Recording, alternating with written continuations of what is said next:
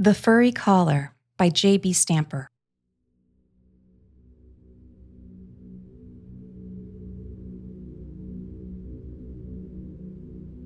Susan was my best friend, but I try never to think about her. It's only on certain nights, when I'm all alone in my room, that I remember.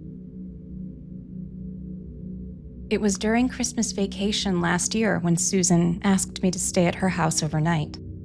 She lived in a big, gloomy house set way back from the road, and she didn't want to be alone there at night. Her parents had gone to visit some friends and wouldn't be back until the next afternoon. Susan said we could have a really good time without her parents around. And we did. At about midnight, we decided to get dressed for bed. Susan had gotten this velvet nightrobe for Christmas that had a thick, furry collar. It was blood red velvet, and she looked like somebody from a Dracula movie in it. We had been watching TV in the living room, but then we turned it off. We hadn't noticed it before, but now the downstairs seemed too big and almost sinister. We started to go upstairs. Then, all of a sudden, we both ran up the stairs to Susan's room as if something was coming up from behind us. After we closed the door, we laughed at ourselves, but neither one of us wanted to leave the room again. We sat down and started to talk. That's when we first heard the noise. It sounded like somebody sharpening a knife on an old emery stone. We stopped talking and looked at each other, feeling really scared inside. There was just a thick silence in the room. Suddenly, Susan began to laugh. She said she had heard a sound like that in the house before. She said it was probably the shutters or something. That made me feel better, and we started to talk again. Then we heard it again.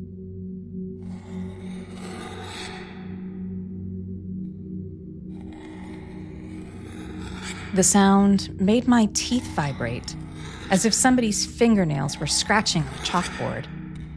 But this sound was much worse. It shrieked up from the dark, lonely rooms below us.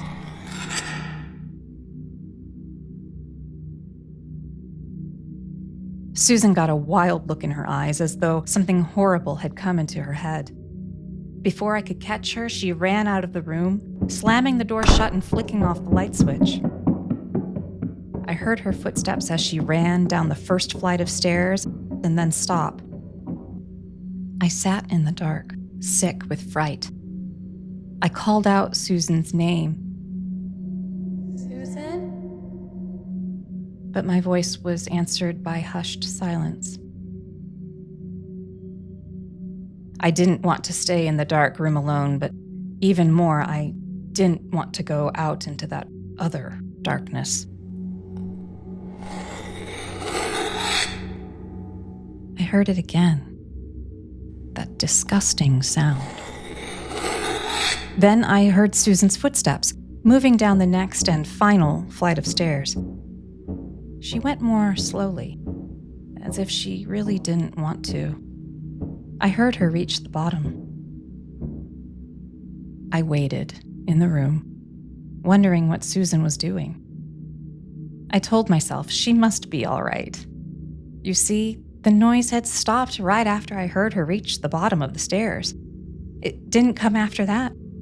Susan had probably just fixed the shutter. Maybe she had known for sure about that all the time. She had just acted strangely to scare me.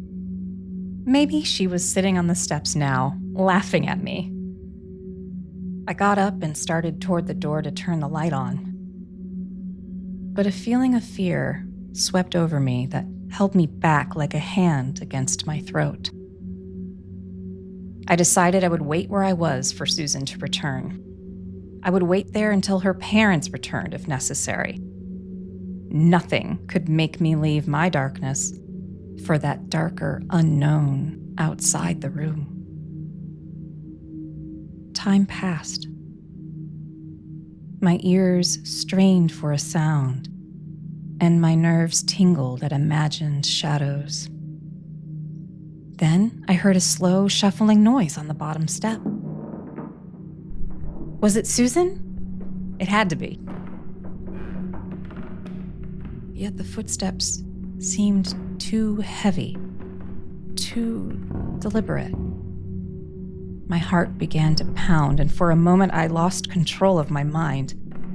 It flew to the most horrible corners of my imagination, and I shook with terror. Then, suddenly, I knew what I would do. Susan's new nightrobe with the furry collar. I would wait for the door to open, and then I would reach out and touch the person's neck. If I felt the furry collar, I would know it was Susan, and I would get her back for scaring me like this. If I didn't feel the furry collar, well, then there was nothing I could do. The shuffling footsteps had reached the second flight of stairs. I forced my own feet to take the steps to get near the back of the room. I felt the skin crawl on my back as the footsteps reached the top step and moved down the hallway. I braced myself.